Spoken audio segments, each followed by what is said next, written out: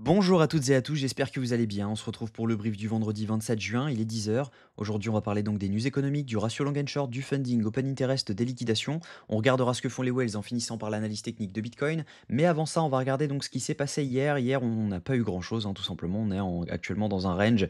Mais voilà, on est plutôt sur une tendance baissière. On voit qu'on a validé donc notre changement de tendance juste ici. Donc potentiellement, on est venu chercher les liquidations qu'il y avait juste ici et on est en train d'accumuler pas mal de liquidations en dessous. Donc il serait probable d'avoir un dump. Maintenant, est-ce qu'on va rebondir autour des 105-600 dans cette zone? On a un petit FVG à venir combler, et ensuite rebondir, ou est-ce qu'on va venir tout simplement refiler le FVG ensuite? Donc l'idéal, ce serait tout simplement que, le FVG soit fill dans cette zone et que là, on se mette à long, énormément au niveau, marché global pour potentiellement aller beaucoup plus bas, venir chercher cet OBH4 et donc par conséquent ensuite voir si jamais on a un setup potentiel. Donc moi, je reste sur mon short actuellement. Quand vous avez un doute sur, la tendance du marché, je vous invite à inverser la chart. Clairement, c'est toujours bénéfique et quand on regarde en inversant la chart, bah, on voit que on a des biais qui apparaissent, qui n'apparaissaient pas forcément. On a en fait tout simplement des biais bullish qui nous bloquent sur certaines analyses et là, on voit clairement que, bah, on peut être potentiellement haussier. Donc là, on a inversé la chart et on voit clairement que, bah, on est potentiellement en train de poser un bottom là-dessus et on peut potentiellement aller beaucoup plus haut.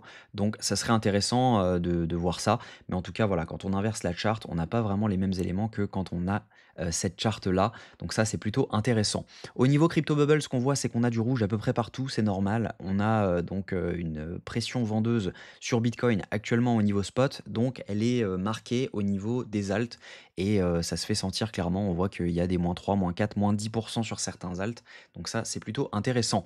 En tout cas, les alts qui surperformeront quand Bitcoin aura un rebond, ils sont nombreux. Je les ai listés sur la school. Donc on va tout simplement, à mon avis, ouvrir du swing sur ces alts et ce sera vraiment intéressant le moment venu. Au niveau news économique, aujourd'hui, faites attention, on a le PCE Core à 14h30, ça a un impact direct sur l'inflation et par conséquent sur le consensus de la prochaine réunion FOMC. Donc attendez-vous à avoir du mouvement à 14h30 jusqu'à 15h30, 17h. On pourrait avoir pas mal de moves. Au niveau funding open interest, ce qu'on voit, c'est qu'on a des fundings qui sont négatifs. En revanche, ce qu'on a ici, donc ici, on a vu un gros pump de l'open interest avec un dump des funding, ce qui veut dire qu'ici, il y a des gros shorts qui se sont ouverts. On est venu potentiellement les sortir en faisant cette mèche parce que logiquement, il se serait BE suite à ce dump. Ensuite, ce qu'on voit ici, c'est qu'on a une hausse de l'open interest avec une baisse des funding, ce qui veut dire que ici, c'est du short qui s'est ouvert. Donc, on avait des liquidations qui s'étaient accumulées, à mon avis, juste au-dessus donc de cette zone, autour des 107 976 dollars. Ça n'empêche pas de dump. Et ce qu'on voit ici, c'est qu'on a une petite hausse de l'open interest avec une hausse des funding, ce qui veut dire que ici, ce sont des longues qui sont en train de s'ouvrir et par conséquent, on accumule des liquidités en dessous. On voit également ici que c'était donc une hausse de l'open interest avec une majorité de baisse des funding, ce qui veut dire que ici, ce sont des shorts également qui se sont ouverts. Donc on a pas mal de shorts qui s'ouvrent quand même, mais voilà, on a quand même des longues qui sont sous l'eau actuellement. On voit tout simplement cette hausse de l'open interest ici avec cette hausse des funding avec cette hausse de l'open interest juste ici. Donc ça veut dire que ici il y a des longues qui sont bloquées et qui sont sous l'eau actuellement. Donc pourquoi pas leur mettre un petit coup de massue pour venir les chercher et ensuite pouvoir leur donner raison.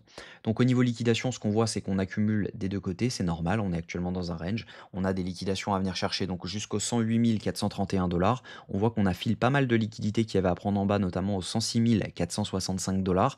On a donc un autre cluster à venir prendre aux 106 300. Mais si jamais on se met sur 3 jours, on a quand même pas mal de liquidités à venir prendre au-dessus. Le cluster est assez gros, mais ce qu'on a en dessous, c'est quand même volumineux. Donc par conséquent, on pourrait venir faire un tour autour des 103 944 dollars. Ce qu'on voit au niveau des wells, c'est qu'elles sont actuellement en train de vendre. On a une divergence entre ce que font les wells et le prix, et en général, ça appelle le mouvement suivant. Donc on pourrait très bien voir quelque chose où derrière on dump complètement dans cette zone et derrière on pourrait potentiellement avoir un rebond. Donc ça, ce serait intéressant. Donc techniquement, ce que je pense, c'est que, bah, on a des liquidations qui traînent jusqu'au, Tac, que je dise pas de bêtises, jusqu'au 104, 372, voire jusqu'au 104. Donc ça coïncide en fait parfaitement avec notre zone qu'on a donc juste ici. Donc le but étant de venir chercher les 103 600, mais à mon avis, on pourrait rebondir donc dans la zone de ce FVG juste ici, entre les 104 136 et les 104 545. Donc ce qui sera intéressant de voir, c'est est-ce que dans cette zone, les gens short ou les gens long et est-ce qu'on a un setup? Si on valide un setup, potentiellement, on pourra rentrer en long pour venir chercher beaucoup plus haut, potentiellement les 109 200 $ qui sont donc juste ici. On avait un FVG à venir chercher donc dans cette zone. Donc ça pourrait être intéressant d'ouvrir un long avec un setup plutôt avec un SL plutôt serré. Donc ça, ce sera vraiment intéressant. En tout cas, j'espère que cette vidéo vous a plu. Si c'est le cas, je vous invite à vous abonner, à liker cette vidéo et à commenter ce que vous en pensez. Il n'y aura pas de vidéo demain parce que je pars à Cancun pour une semaine, donc je serai dans l'avion. Par contre, je ferai des briefs au moment où le besoin s'en fait sentir, tout simplement. Si jamais on a des mouvements de marché impromptus, je ferai des briefs exceptionnels. Mais en tout cas, voilà, il y aura une petite pause d'une semaine sur les briefs. En tout cas, je vous souhaite une très bonne journée. On se retrouve donc dimanche sûrement pour le brief journalier. Et sinon, prenez soin de vous.